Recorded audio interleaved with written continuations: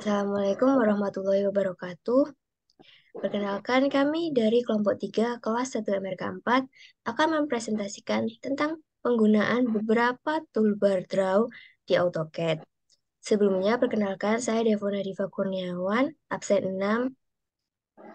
Perkenalkan, nama saya Brilian Devanggambar di Putra absen 5. Perkenalkan, nama saya Febri Prasetyo dari absen 8. Perkenalkan, nama saya Khalifat Satasyandra, absen 12. Kenalkan, nama saya Muhammad Tadi Syahid, absen 14. Assalamualaikum warahmatullahi wabarakatuh. Di sini nama saya Febri Prasetyo dan di sini saya akan menjelaskan cara membuat circle pada AutoCAD. Pertama-tama kita akan membuka AutoCAD-nya terlebih dahulu. Nah, sudah. Bagaimana cara untuk membuat circle pada AutoCAD? Dan di sini sudah ada gambar yang akan kita buat contoh. Di sini ada R75, R75 itu artinya menggunakan radius circle tapi menggunakan radius. Radius itu maksudnya menggunakan dihitung dari tengah titik menuju garis lingkarannya. Jadi kayak sama kayak jari-jari gitu. Jadi misalnya di sini ada R75 berarti jari-jarinya sepanjang 75 dan juga di diameter berarti dia dua kalinya. Dan pertama saya akan mencoba untuk membuat radius circle dengan radius. Pertama kita ada tombol circle di sini, kita pencet circle, terus center, radius. Habis itu kita ambil titiknya di sini. Ya, setelah sini kita bisa langsung mengetik untuk ukurannya. Di sini ada ukuran 75, kita ketik 75. Di situ kita langsung enter, selesai. Terus ada lagi di sini ada radius 100, kita coba lagi dengan cara yang sama, ada circle, pencet center radius, kita cari tengah-tengahnya.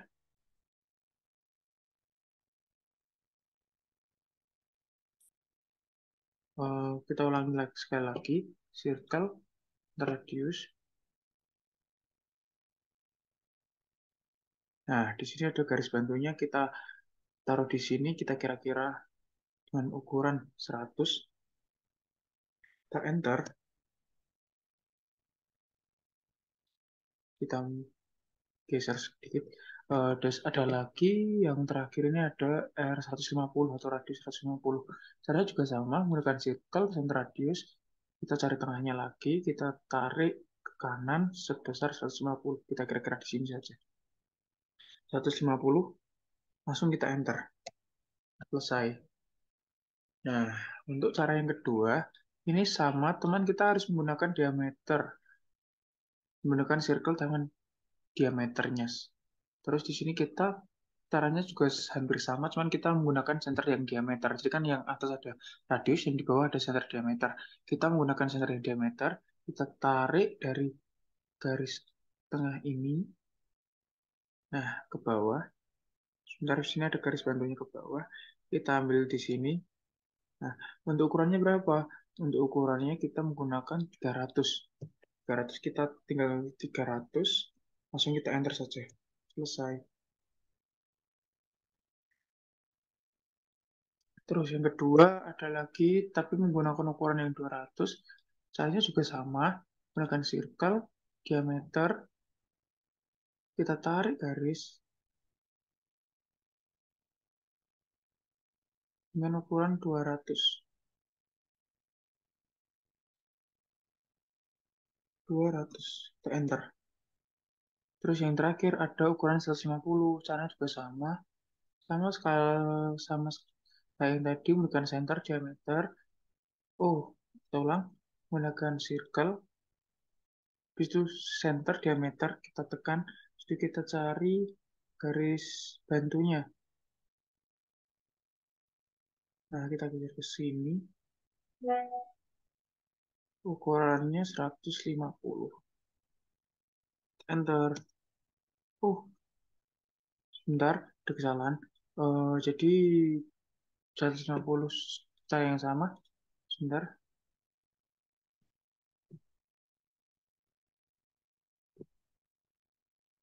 Kita cari garis bantunya lagi. Nah, di sini agak mengalami kendala nge-lag pada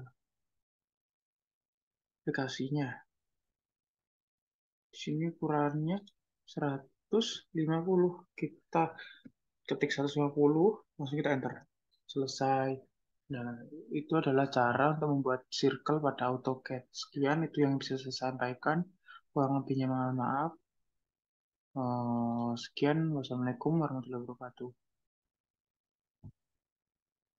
Baik, di sini saya akan menjelaskan bagaimana cara membuat elips. Yang pertama, icon elips itu berada pada toolbar draw yang tengah ini. Di bawahnya icon rectangle. Nah, ini. Kalau kita klik di bawah sini, kalau kita klik di sini ada 3 pilihan, yaitu center, axis end, dan elliptical path. Apa bedanya? Jadi yang center itu membuat elips dari di tengah ke titik 3 itu. Jadi kayak intinya dia menggunakan apa membuat elips menggunakan jari-jari. Nah, kalau axis end membuat elips menggunakan diameter dan jari-jari tok. Nah, elliptical arc ini membuat elips tapi tidak terhubung. Nah, begitu. Di sini kita akan menggunakan yang center aja. Kita akan membuat contoh yang seperti ini. Di sini ada 50 dan 100. Kita membuatnya di sini aja.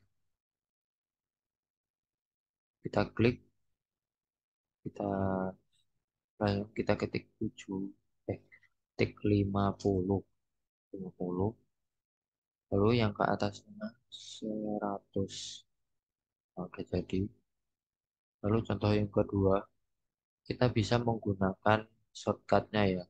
Shortcut elip yaitu EL Enter. Nah, di sini kan ada spesifikasi axis endpoint yang berarti menandakan dia itu menggunakan yang ini, axis end. Gimana caranya jadi center ya? Gini tinggal di center. Nah, kita pencet center. Nah, langsung kita sini. Kita ketik 75. Lalu yang ke atas 100. Nah, udah kan.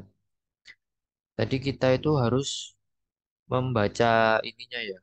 Type a comment. Command. Command. Nah, itu. Nah, mending pakai ini aja. Langsung pakai dari icon aja. Kita akan membuat yang ketiga. Kita luruskan dulu biar rapi. Ini kita ketik 50. Yang ke atas 150. Udah jadi contoh yang ketiga. Lalu contoh yang kedua. Yang ke berapa? Keempat. Caranya sama seperti tadi. Kita klik ininya. Lalu kita klik center. Nah, lalu kita presisikan mengikuti arah garis hijau. Kita klik. Lalu kita geser. Kita ketik sampai itu tadi 75. Yang ke atas itu 200. Nah, udah jadi. Lalu contoh yang terakhir, caranya juga sama. Kita klik sini. Yang 100, kita ketik 150. Lalu yang ke bawah 100. Jadi sekian tutorial dari cara membuat elips. Terima kasih. Halo teman-teman, kali ini saya akan menjelaskan salah satu icon di toolbar draw, yaitu revision cloud. Tapi kali ini kita akan membuat revision cloud yang berbeda nih. Jadi revision cloud kita yaitu custom sesuai mengacu bangun yang keinginan kita. Jadi di sini sudah ada contoh bangun persegi panjang dan lingkaran, teman-teman. Jadi untuk membuat revision code custom ini, yaitu kita harus membuat bangun dasarnya dulu. Jadi untuk revision code custom ini kita harus membuat bangun dasarnya dahulu, dan ini sudah membuat bangun dasarnya, yaitu persegi panjang yang cara membuatnya yaitu dengan mengklik rectangle yang sudah dijelaskan di video sebelumnya, dan yang lingkaran dengan cara mengklik icon circle yang dijelaskan oleh teman saya sebelumnya. Dan setelah sudah membuat bangun dasar untuk dibuatkan revision code-nya, setelah itu kita klik drop down, lalu kita klik revision code, dan setelah kita klik akan ada di bawah outline, object, rectangle, polygonal, freehand, dan style dan modify. Lalu kita klik outline untuk mengubah jarak lengkungannya. Karena ini 110, jadi kita ubah menjadi sekitar 20, lalu klik enter. Setelah itu kita klik objek, lalu kita klik bangun dasar yang ingin kita ubah menjadi revision code seperti ini. Nah, untuk reverse direction-nya kita ini bisa memilih untuk cekung ke dalam atau cembung keluar, dan ini kita karena contohnya cembung keluar, jadi kita pilih no. Dan untuk yang selanjutnya kita klik lagi draw revision code, dan kita klik objek, lalu kita klik bangun dasar yang ingin kita ubah menjadi revision code lagi, dan kita revision. Ini kita coba untuk revision direction-nya kita yes, agar teman-teman tahu kalau cembung maksudnya cembung dan cekung itu gimana. Jika revision direction kita klik yes. Nah, jadi kalau kita revision direction-nya kita klik yes, jadi itu akan cembung awalnya akan cembung masuk ke dalam. Jadi akan seperti ini. Nah, jadi akan kita ulang, yaitu klik draw revision code, outline-nya kita ini sudah 20, jadi kita klik enter, kita klik objek lagi, lalu kita klik objek yang ingin kita revision, lalu kita klik no, kita ulangi sampai bangunnya selesai, teman-teman. Yes, bangunnya pertama drop down revision code objek, lalu kita klik dan no. Drop down revision code objek, klik objeknya dan pilih no sampai seterusnya, teman-teman.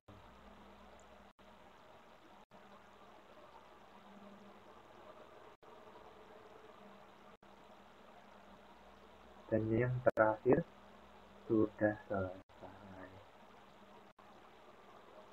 Materi selanjutnya akan dijelaskan oleh teman saya. Jadi, di sini saya akan menjelaskan tentang salah satu perintah toolbar draw, yaitu boundaries. Boundaries sendiri ini adalah kegunaannya dapat mempermudah kita untuk menemukan suatu luasan atau keliling dari suatu coupling. Jadi, semisal ya di sini kita itu punya suatu luasan yang tidak diketahui luasannya, terus kita ingin mengetahui berapa luasan dari kotak ini misalnya lah. Nah, kita bisa menggunakan bantuan dari perintah boundaries untuk menemukan luasannya. Boundaries ini akan membuat garis berupa polyline yang menyatu seperti ini. Karena yang sebelumnya ini kan garis yang terpisah-pisah ya. Garisnya itu sendiri-sendiri.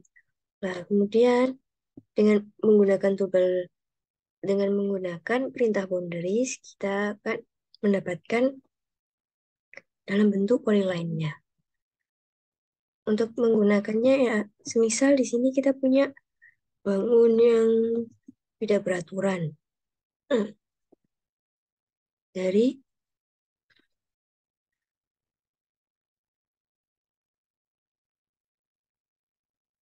misalnya kan ini sangat tidak beraturan. Kemudian kita akan membagi area yang tidak beraturan ini menjadi beberapa bagian. Misalnya kita bagi jadi 3. Sini. Kan kalau seperti ini, untuk menentukan luasannya itu akan sangat sulit kan jika kita harus menghitungnya secara matematis. Dalam AutoCAD ini kita bisa mempermudah hal itu. Yang pertama, kita boundaries terlebih dahulu salah satu bagian-bagian yang ingin kita ukur luasannya. Yaitu dengan memasukkan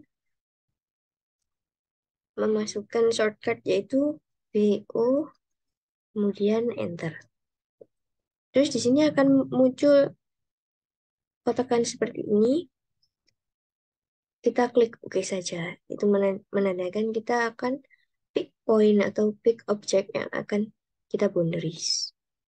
Pertama kita pilih yang ini, kemudian yang ini, dan yang ini. Kemudian kita enter. Muncul alert seperti ini, kita abaikan saja. Kita klik yes. Nah, dengan begini sudah jadi beberapa polyline dari bagian-bagian yang tadi. Dengan begitu, kita sudah bisa untuk mengukur area atau luasan dari bagian yang ini. Untuk mengukur luasan, kita bisa menggunakan shortcut yaitu LI, kemudian enter. LI ini kepanjangannya list. LI, enter. Kemudian kita harus select object. Select object ini berarti kita pilih garis tepinya. Ini. Kemudian kita enter. Nah, maka di sini akan muncul. Di sini ada areanya sebesar ini. Dan perimeter. Perimeter ini adalah keliling. Kelilingnya adalah sebesar ini. Dengan begitu, kita dapat menemukan luasan dari suatu daerah yang tidak beraturan dengan sangat mudah menggunakan AutoCAD. Dengan command boundaries, kemudian pakai list. Gitu. Kita coba lagi ke bagian yang lainnya.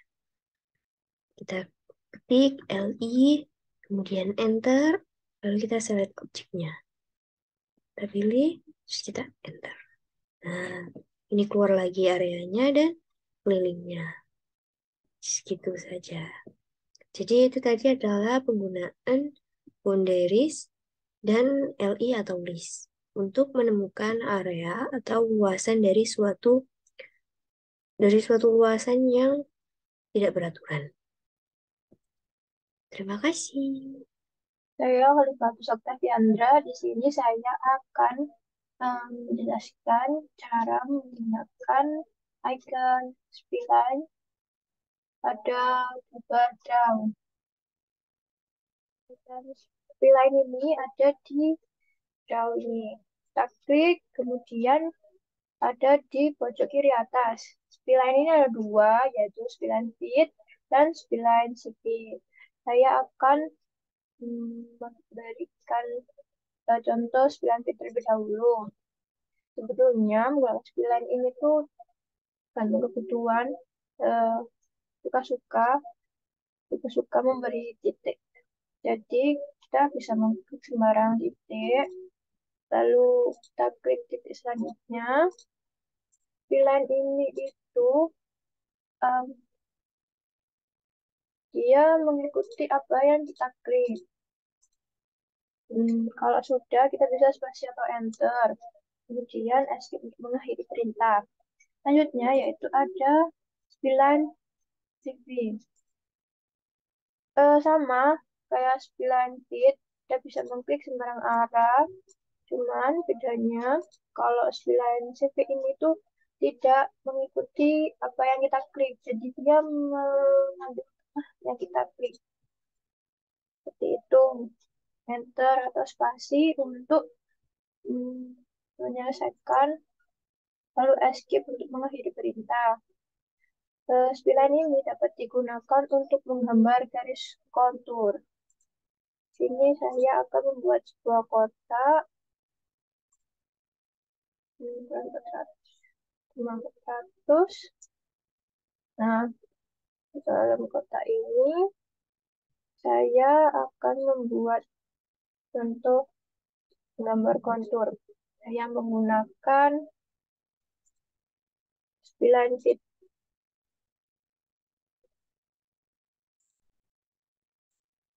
Klik sembarang. Setelah kedua ya. Terus spasi atau enter, spasi lagi untuk mengulangi perintah. Kita klik sembarang arah, kita klik lagi, spasi, kemudian spasi lagi untuk mengulangi perintah. Kita klik, kemudian spasi, dan spasi lagi untuk mengulangi perintah. Spasi untuk mengakhiri, lalu escape untuk mengakhiri perintah. Sekian dari saya.